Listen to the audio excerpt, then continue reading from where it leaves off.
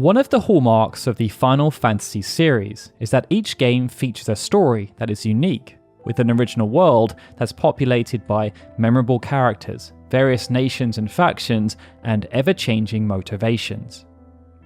Now, in the earlier days of the franchise, there was a strong sense of association with high fantasy, as knights, mythical beasts, kingdoms, and magic all featured with a degree of prominence. But there was also a blending with science fiction due to the inclusion of advanced technologies and even space travel. As the franchise evolved, so too did its association with the fantasy genre, and by the time we arrived at Final Fantasy VIII, it had adapted to feature a much stronger association with low fantasy than high fantasy. The protagonists attended a military school, and there was a much closer resemblance with the real world, not least because of the new style of character models. Magic was still present, but in a more subtle way, and its use was restricted. The lines between good and evil also became more blurred, with characters like Adia and Cypher epitomizing this bold new approach to storytelling. It's perhaps because of this deviation that Final Fantasy VIII serves as one of the more unique and divisive entries into the franchise. But in spite of this, its lore and wider narrative was nothing short of fascinating. Spanning millennia, it tackled the rise and fall of empires, the creation of fantastical demi-humans that often rose to positions of power, and complex subplots relating to not just the quelling of those demi-humans, but also their maniacal schemes. In the past, we have explored this story from the individual perspectives of characters such as Squall Leonhardt, Cypher Ormsey, and Adia Kramer. But never before have we taken a step back to do a comprehensive overview of the entire lore that encompasses Final Fantasy VIII. That is, until now. Needless to say, this will be a huge undertaking. But we've been emboldened to tackle this monstrous project thanks to your continued support of our lore-based content, and by your support of the channel in general. It's honestly unfathomable that we now have over 320,000 subscribers, but it's also crazy that almost 72% of the people who watch our content aren't actually subscribed. So if you want to see how this video series evolves, please do consider subscribing to the channel and hitting the notification bell, as we're about to dive into the complete, unabridged timeline of Final Fantasy VIII in our typical granular style, with a bit of creative flair added in along the way to join the dots. So with that, we encourage you to sit back, relax, and enjoy. Oh, and be sure to stay until the end, as we have a question that we need your help answering. Chapter 1: The Legacy of Hyne. At first, there was nothing. Bathed in everlasting night and endless, formless darkness, the first daylight had not yet broken on the universe, and all was still. Out of the vast emptiness, devoid of life, a being named Hyne came into existence. A creature of great strength and power, Hyne created the world and brought into existence all aspects of its splendor, from the mountains to the oceans, the skies, and the forests. But his creation was not without obstacles. Standing in the way of Hyne's ambitions were many great monsters and beasts, byproducts of his grand vision. Using his great inherent magical abilities, Hyne, as the governor of the world and its creator, fought these adversarial forces, and after a long struggle, emerged victorious, smiting them all with his power and establishing his true domination over the world he had created.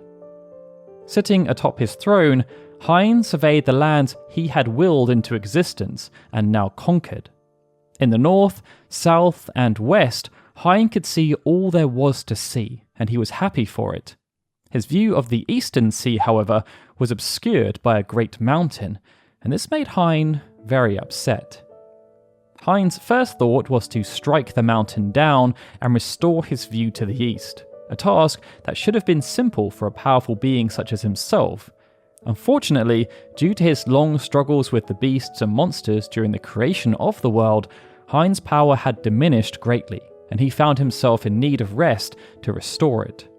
Thus, left without enough power to destroy the mountain, but still wanting it to be gone by the time he woke from his impending slumber, Hyne hatched a new plan. What Hyne needed was a tool that would do the work of destroying the mountain while he rested and regained his power from atop his throne. In order to accomplish this, the tool needed to therefore be self-sufficient, able to fulfill the task without constant supervision.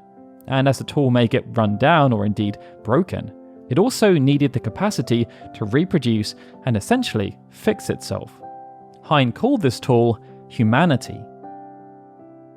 After creating the first batch of humans and informing them of their task, Hyne watched them get to work before descending into a deep slumber.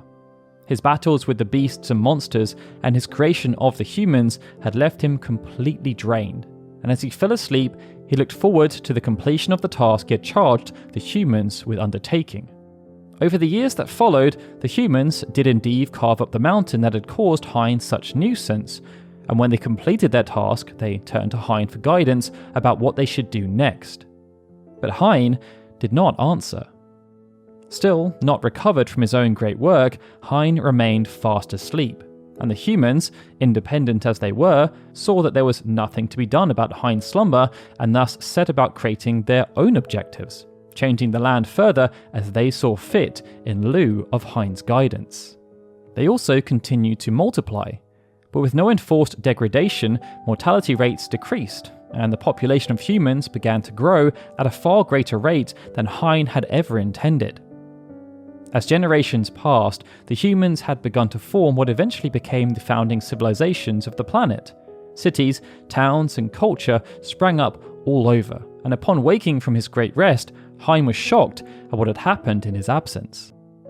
The mountain had indeed been removed, providing an optimal view of the Eastern Sea, and Hyne was glad that this task had been accomplished, but the land was now blighted with the stain of humanity. They had multiplied to an extent that he had not ever envisioned, and taken advantage of his land without his express permission.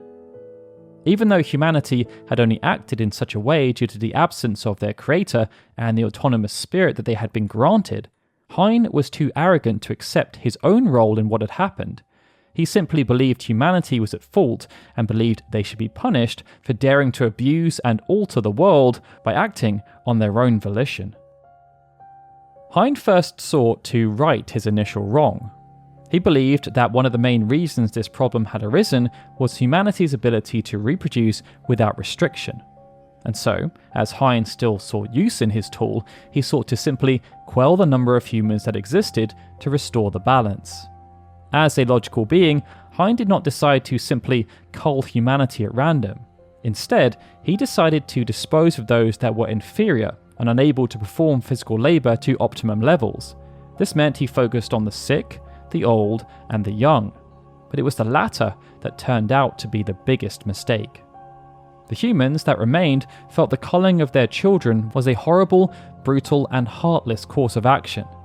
These were individuals who had been nurtured in their care, who, in their eyes at least, had nothing but limitless potential. And as such, they were angered and saddened, and these emotions turned out to be powerful motivators.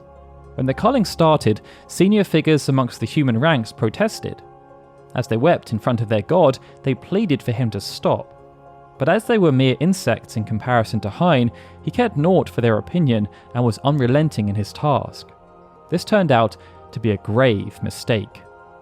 Hyne had indeed quelled the numbers, but having disposed of the small, the sick, and the weak, only the strongest remained, and they remained in quantities that posed a far greater threat to Hyne than he initially realised. Having defeated the great beasts and monsters that plagued the world prior to his slumber, Hyne had grown overconfident and arrogant. He paid no mind to the ability of his tools to destroy an entire mountain in much less time than he had intended. As to Hyne, that's all they were: tools, mindless instruments tasked with doing his bidding. At no point did Hyne ever consider them a threat, because as individuals they were pathetically weak. But Hyne did not realise that humanity's greatest strength came via its unity, and having now been given a shared goal, revenge for the unjust slaughter of their offspring, humanity chose to rebel against its creator. Knowing full well that rising up against their creator was to be a perilous and nigh impossible task, humanity carefully organised itself using all of the combined knowledge they had amassed while Hyne slept. Crafting advanced weapons of war and forming great armies, humanity prepared itself to go head-to-head with a deity. While it was true that Hyne, now fully rested and restored, possessed great magic and was stronger than any single human, humanity's collective tenacity and penchant for invention when set a task took Hyne by complete surprise. The humans were clever, and most importantly, they outnumbered Hyne by a considerable margin. The ensuing conflict was a terrible one, and there were huge losses on the side of humanity, as even though their numbers were vast, Hyne's power was almost too great for them to overcome. Eventually though, through a great and protracted struggle, the humans were able to grind Hyne down, and this began to turn the tide of the battle. They had backed the once all-powerful being into a corner. Fearing for his life, and realising that the tool he had once created was much more capable than he could ever have imagined, Hyne hatched a new plan. Instead of trying to beat humans through brute strength, Hyne decided to use a different tactic, playing on their ignorance and naivety. As such, he attempted to sue for peace. Meeting with senior figures amongst humanity, Hyne offered up his terms. In exchange for ending all hostilities, he was willing to split himself in two, offering up one half of his body as well as all the powers it contained to the humans. Though Hyne's transgressions against humanity were unforgivable, the humans saw the inherent value in accepting his offer. After all, they had no magic, and with it, they had the potential to accomplish amazing things just as Hyne had done. From their position, it would have been folly to turn away such a generous and amazing offer, and they hurriedly agreed to Hyne's terms, happily laying down their arms in exchange for half of Hyne's power. Hyne, of course, honoured the agreement. He ceased hostile actions and thus split himself in two. He then gave half of his body to the humans and retreated. This should have brought about a new era of peace, just as Hyne had ushered in once he vanquished the great foes before his slumber. But this was sadly not the case.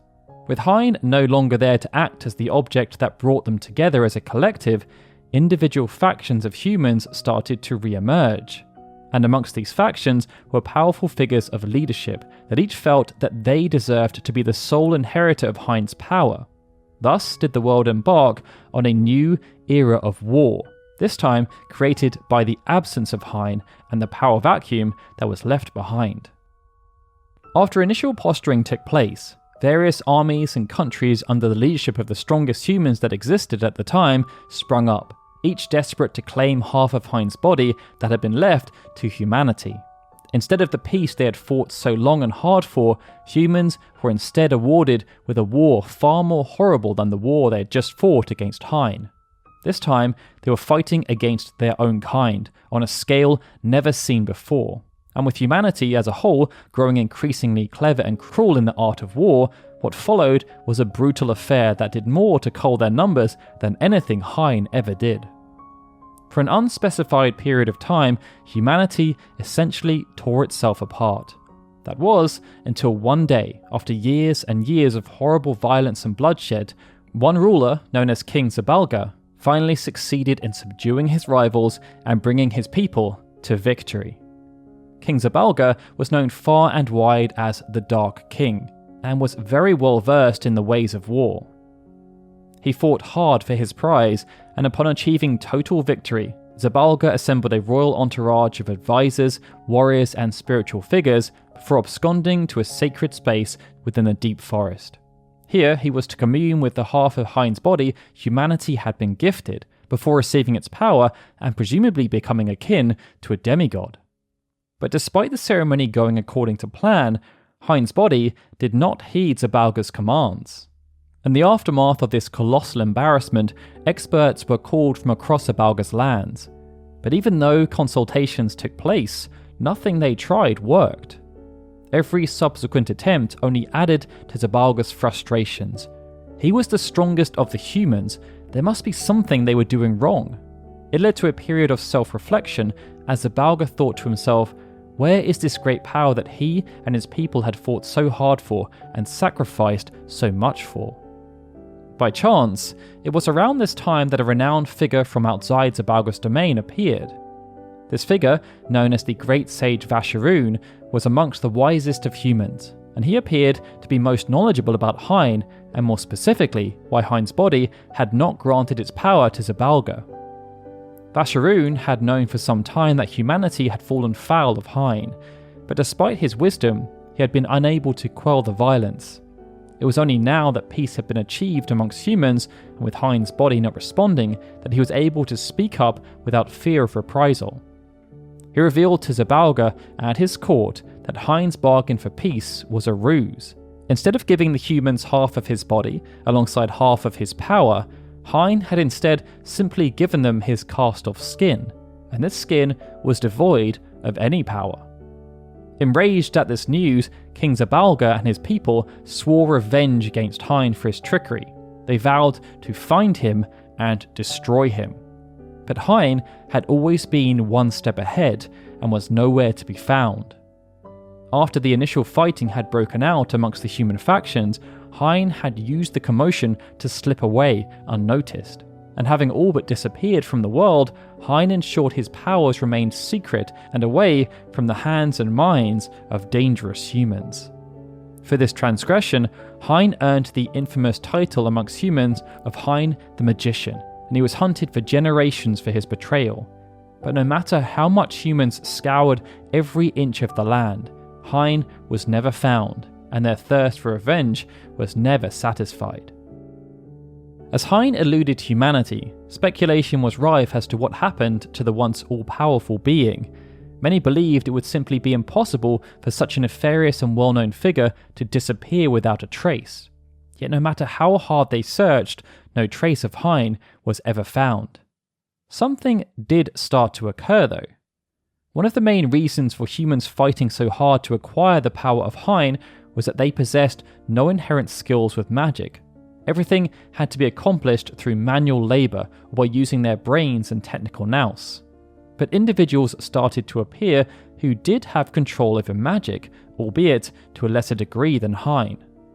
Rumours persisted that these individuals were akin to remnants of Hyne, and that he had hidden his powers within them, and that the power manifesting through them served as a way of protecting his powers from humans who were not deemed worthy or were descendants of those who sought to do Hyne harm all those years ago. But by having the powers appear in this way, there were also those who felt it allowed Hyne to hide in plain sight. As the years passed, it became clear that these individuals were always female, and that the transference of this power from one woman to another was not straightforward. Perhaps as a way of thwarting individuals such as Zabalga, who sought to claim Hyne's power by brute force and manipulation, the process of transference, which became known as embodiment, had specific rules, and only if those rules were followed were the powers able to transfer from one individual to another. The first rule was that the woman in possession of the powers had to either be dying or they had to have come close to perishing via a near-death experience. This meant that the process could not be initiated simply at one's convenience, and this restriction also meant that passing on powers was an affair fraught with peril, as even though it was not exactly clear what happened if the magic wielder did not transfer their abilities immediately, they would be unable to die until they did so. While it was easy to speculate that perhaps due to this, individuals who were unable to complete the embodiment process found themselves stuck in a state of undead life and torment, there was no empirical evidence to support this hypothesis. More likely was that the power of a dying magic user simply found its way to the nearest suitable candidate, whether they were willing recipients of the power or not. Regardless of the specific mechanics, what was definitively known about the embodiment process was that in order to receive the powers, a successful candidate would need to be a woman, and then they would need to have the capacity to accept the transfer. Outside of these broad requirements relating to gender and mortality, the exact specifics of a successful candidate were unclear. By some historical accounts, those who already exhibited supernatural or paranormal abilities such as telekinesis or telepathy were theorized to be ideal candidates for embodiment. Many believed that these women had the best potential to embody and withstand the rigors placed on their bodies, thus making them natural choices to receive Hyne's magic. But there was also evidence to suggest that this method of choosing candidates was based more in ritual and specific tradition and fact. For Hyne's magic to continue being passed on, it was essential that this transference process was as streamlined as possible, suggesting that any woman could potentially become what became known as a sorceress, should the correct conditions be satisfied. Customs of various civilizations throughout history just dictated that those already exhibiting abilities beyond those of normal humans were the best candidates. Because of their ability to use Hyne's magic to either create, destroy, or manipulate where others could not, sorceresses occupied a curious place in the history of the world, equally venerated and vilified. In many ways, this was both a blessing and a curse, as any woman who became a sorceress could just as easily act as a healer, fortune teller, or protector as they could a tormentor, assailant, or tyrant. Their existence became a polarizing topic amongst the common people, with sorceresses often finding themselves on the fringes of society, misunderstood, lonely, and untrusted by the general populace. And although some used their powers to dominate and enslave, others chose to hide their powers lest they be cast out of society, or possibly worse, imprisoned and tortured. Their secretive nature, a product of their own mistrust and old wives' tales relating to the era of Hyne, meant there were few people a sorceress could rely on as confidants and protectors. There were those, though, who were willing to throw their lot in with a sorceress, and those select individuals who ignored the associated perils and spurious rumours became known as knights. There were unfortunately few documented knights, many simply being nameless charges lost to the flow of time. But regardless, those nameless knights were close companions to their sorceresses. They were there to help shoulder the burden of the rigours and negative side effects that came via the powers. One of the earliest surviving mentions of a knight came from the tale of the first truly renowned sorceress, one whose name history has sadly forgotten, but whose deeds were known by all. Unlike Hyne and many of the sorceresses who followed, who were vilified for their exploitation of magic, this benevolent sorceress cared deeply for the common people and saw her status as a sorceress as a higher calling. She sought to use her powers to aid a collapsing country from ruin after it was besieged by monsters. Aiding the sorceress in this task was her knight, Zephyr, and he was instrumental in cementing the legacy of his sorceress, fending off a fearsome red dragon and protecting the sorceress while she used her magic to stand up to the people. Even though the sorceress was lost to time, Zephyr was immortalized by the common people for his devotion to his liege and became the archetypal knight against which all other knights that followed were measured. While not every sorceress had a knight's role in the life of a sorceress was to protect her from all threats, both from the outside world and from her own powers. As this was undoubtedly a huge responsibility, a sorceress's knight was usually someone with a strong emotional bond to them, like a romantic partner or a familial relation. And as far as evidence suggests, just as sorceresses were always women, knights were always men. This person bore the heavy burden of acting as the sorceress's right hand, and if it ever came to it, they were also given the responsibility of cutting them down should their powers grow too strong or they lost control of their ability to wield them responsibly. Thus, the succession of witches, known as sorceresses, was established and protected, both through the process of embodiment, responsible for the transference of Hyne's ancient power, and through the adoption of a knight to serve as a protector and ensure that the embodiment process proceeded as it was intended. Chapter 2: The Centran Empire. As sorceresses came and went, the rest of human civilization did not stand still. Rulers such as Zabalga were able to bring about moments of peace after long periods of bloody and brutal conflict, but those periods never lasted too long. The tyrannical or benevolent rulers, whether mere mortals or sorceresses imbued by Hyne's power, ultimately perished, and when they did, everything they had built often splintered. This notion continued for some time, but eventually land started to become partitioned, and through invasions, negotiations, and treaties, mass consolidation of land began to happen. This saw the creation of larger states, and although they themselves sometimes ended up splintering further, it almost always led to some kind of reformation, albeit with a slightly different makeup and under new forms of leadership. Of the many states that sprung up during this period, none ended up having more of an impact on the history of the world than the emerging Centran civilization.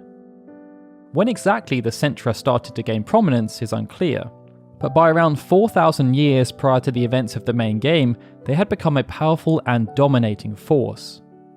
Having mastered traditional crafts such as stonemasonry and complex ones like mechanical engineering, the Centra grew into a formidable regional power on the southern continent, and forged a vast empire that was able to travel the globe and achieve feats humanity could have only dreamed of prior to their advent.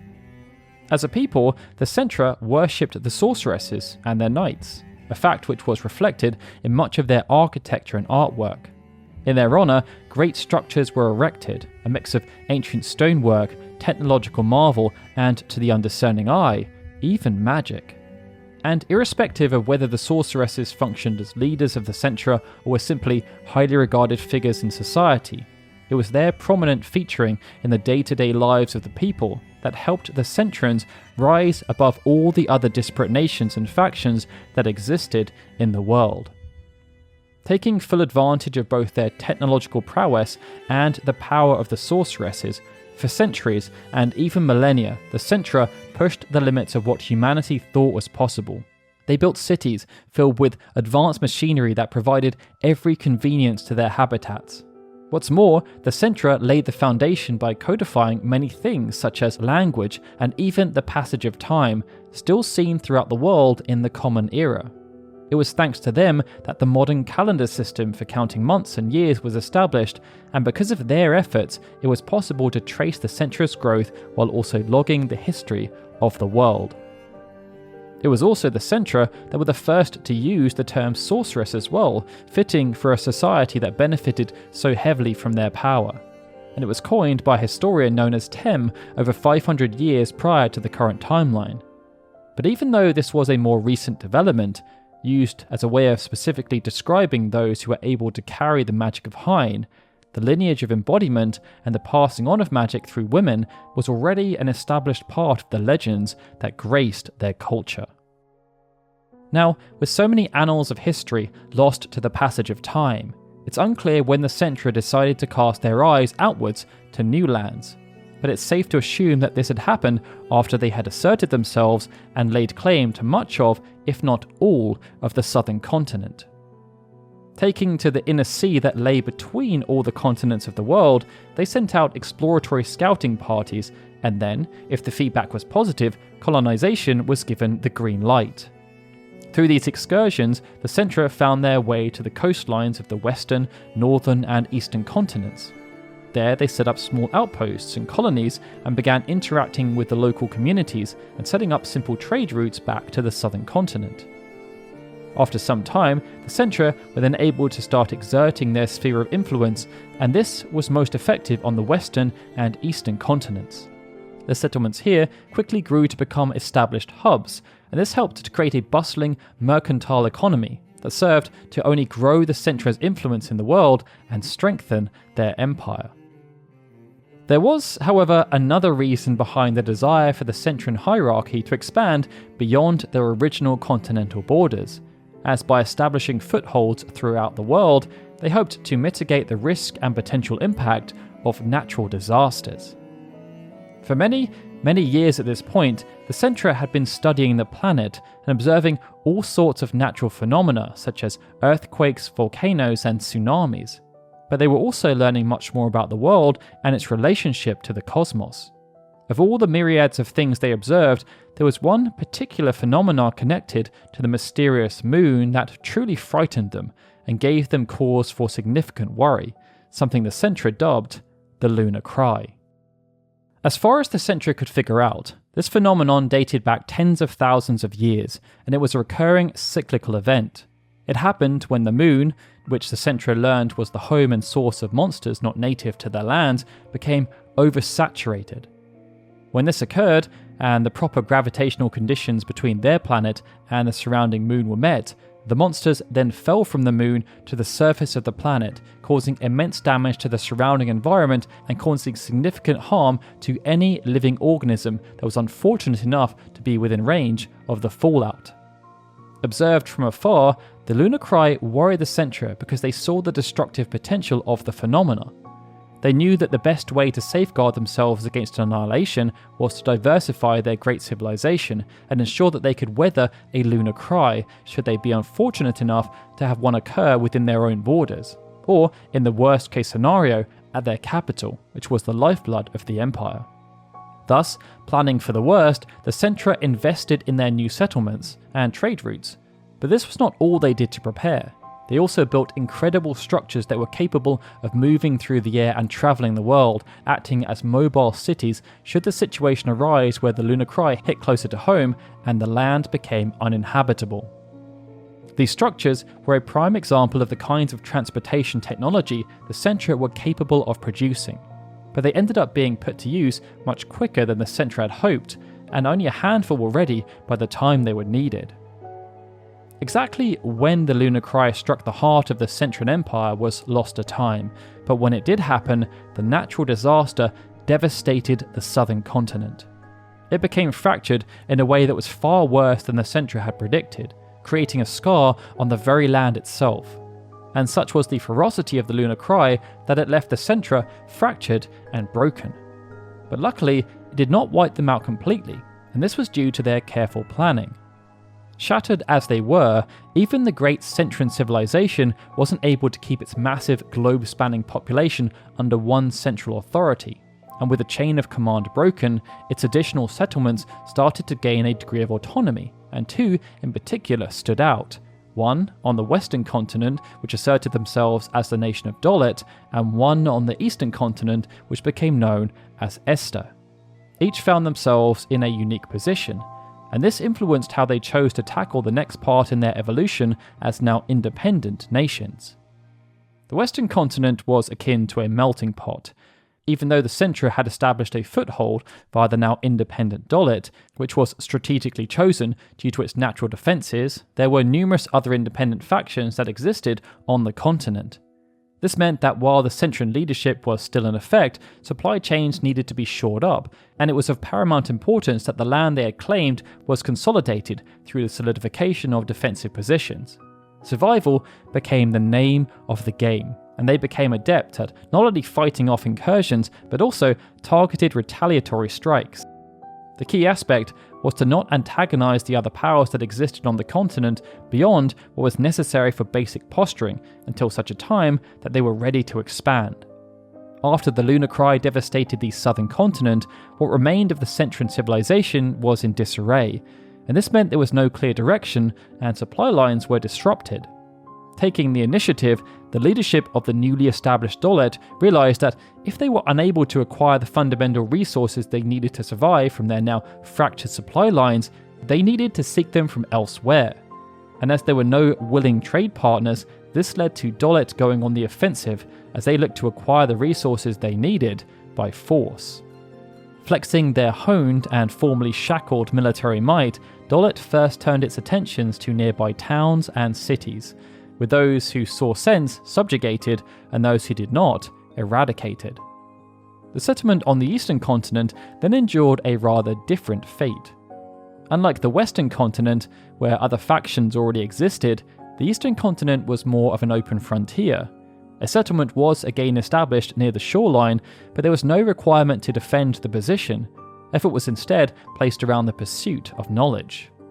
It saw them learn much about the flora and fauna, but significant technological advancements were also made, and with no specific rivals, the settlement was able to expand in a natural manner to suit its burgeoning population. With no direct input from anywhere else, as they were now essentially autonomous, the Astarian leadership decided to continue their pursuits, doubling down on their scientific aspirations, but they were also keen to reconnect with other settlements where possible.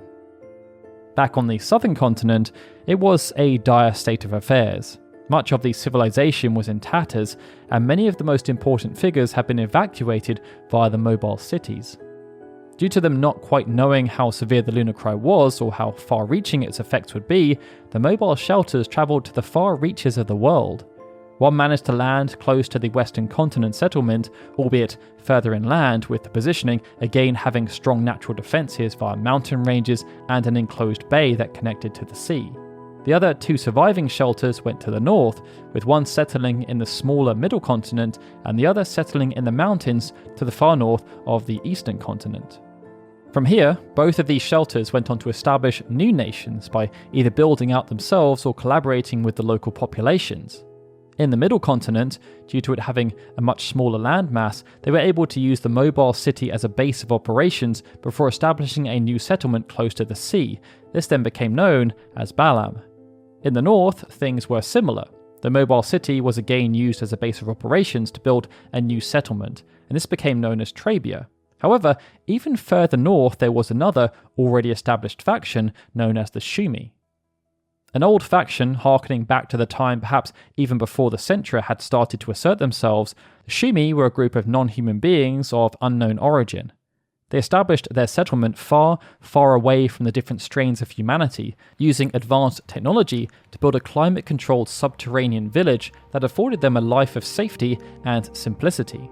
This was perhaps because they valued their privacy, but it could also have been planned as a defensive mechanism to protect themselves from the lunar cry.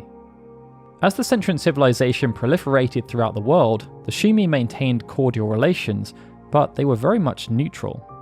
Unlike Dolet or Esther, the Shumi tribe had few designs on expansion, either through conquest or natural means, preferring instead to live out their lives in peace, accruing wealth and building towards their own secret goals far away from the wars of humans on the surface, or indeed the lunar cry. With the stage then set for the next chapter in history for the eastern, middle and western continents, focus was taken away from the southern continent. However, there were those who still remained. In the past, Centrans had left to go to the eastern or western continents due to either wanting to seek a new life or the promise of riches. Then there were those refugees who managed to escape, but others were forced to stay and weather the horrific metaphorical storm created by the lunar cry. Their first priority was to seek shelter from the environmental impact of the lunar cry, but also the new breeds of monsters that had now invaded their lands.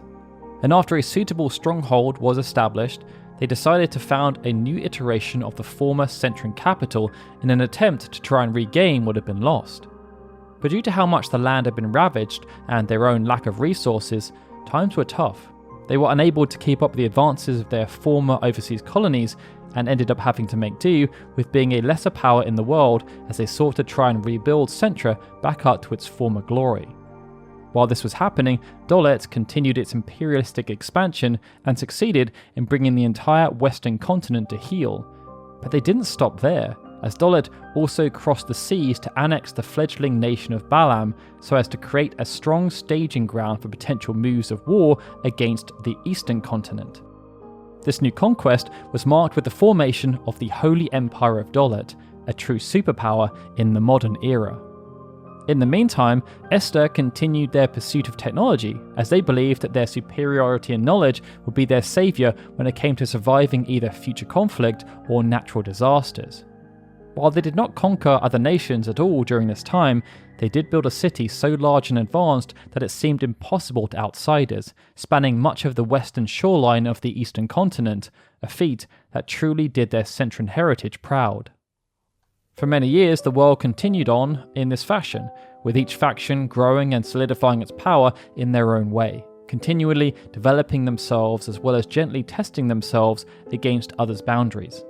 Unfortunately though, this peace was not to last. The delicate balance of power was soon to be disrupted by a second cataclysmic astral event that created a power vacuum the likes of which hadn't ever been seen since the age that followed Hyne's defeat. Unbeknownst to the Centrans, who had decided to try and reform their previous empire, a remnant of the lunar cry remained that was much more subtle than the devastating environmental scarring and the heinous creatures that had now infested the lands. Lodged deep within the original impact crater lay an artifact that became known as the Crystal Pillar. Although seemingly a dormant piece of residue, the Crystal Pillar had a sinister undertone. It acted like a homing beacon for the lunar cry while also shortening its natural, much longer cycle. The Centra seemed to be unaware of its presence and continued to try and rebuild despite the now perilous circumstances, as they did not wish to abandon their home. But this hubris turned out to be a fatal mistake. Approximately 300 years after Centra was reformed, disaster struck. A second lunar cry crashed down on the southern continent right at ground zero of the original lunar cry where the crystal pillar still lay, something which can only be assumed amplified its power. This time, there was no contingency plan. Centra was decimated, and almost all traces that the civilization even existed were wiped off the face of the planet. On the main body of the continent, due to the close proximity of the strike, a few remnants survived, but only as derelict structures. And it was much the same even on some of the adjoining islands, although due to their slightly further distance, some structures did remain intact. Any survivors who managed to avoid perishing by being too close to ground zero or suffering from the fallout had no choice but to leave the southern continent, hoping to integrate with the local populations on the nearby continents. This signalled the end. The wider empire had fallen centuries prior, but now any shred of hope that the once mighty Centrans that ruled as a powerhouse of technological and military might from the southern continent could be rekindled and brought back from the ashes was gone. But it wasn't only the southern continent that was affected by the second lunar cry in recent memory, as the Holy Empire of Dolet and Esther quickly found themselves embroiled in their own individual local conflicts arising from issues of independence and governance. Within the Holy Empire of Dolet, the small nation of Balam made its bid for independence. Having initially wanted to forge their own path, they had been unwillingly subjugated by Dolet in the preceding century due to a lack of relative military might. But as time passed, they had grown much more savvy and used the chaos of the second lunar cry and the huge body of water that separated them from the mainland of the Holy Empire of Dolet to make their strike. The Dolet forces stationed in Balam were taken by complete surprise, and total victory was achieved without too many casualties. Not too long after, Balam claimed their independence, much to the chagrin of the Holy Empire.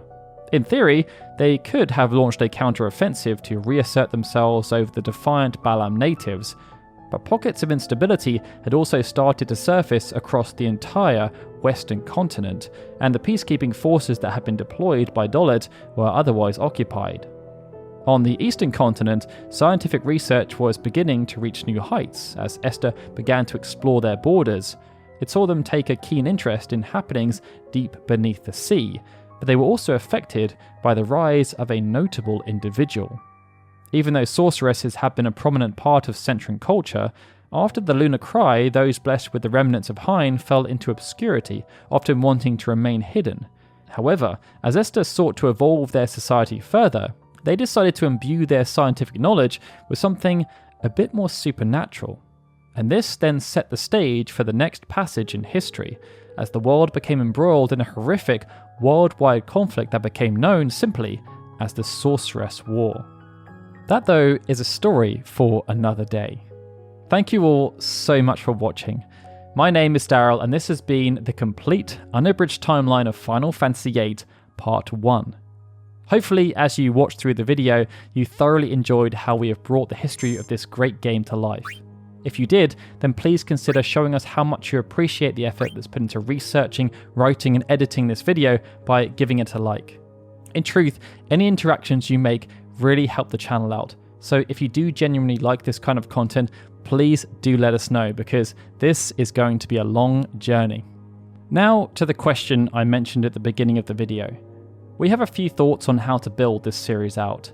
Our current thinking is to have Part 2 focus on the entirety of Laguna's arc, and Part 3 focus on the entirety of Squall's arc. But we'd like to know if you agree with this, or if you have any other suggestions, so please let us know in the comments below. We'd also like to thank everyone for the support we receive on Patreon. We are very grateful to the people who have chosen to take that extra step and show us how much they appreciate our efforts by supporting us on Patreon. The likes of Benjamin Snow, The Livestream, Juan Jaramillo, Justin Dent, and Sukun TDK, who are super special Onion Knights, exemplify this notion. But we are incredibly grateful to all of you, and without your kind support, this channel would be very hard to maintain. You can help fund the channel for as little as $3 per month, and this gets you access to perks such as videos early, free from advertising, audio-only versions of our long-form content, and voting rights to help us determine our next major project. Alright everyone, with that, this is Darryl signing out. I'll see you all again soon for more Final Fantasy goodness.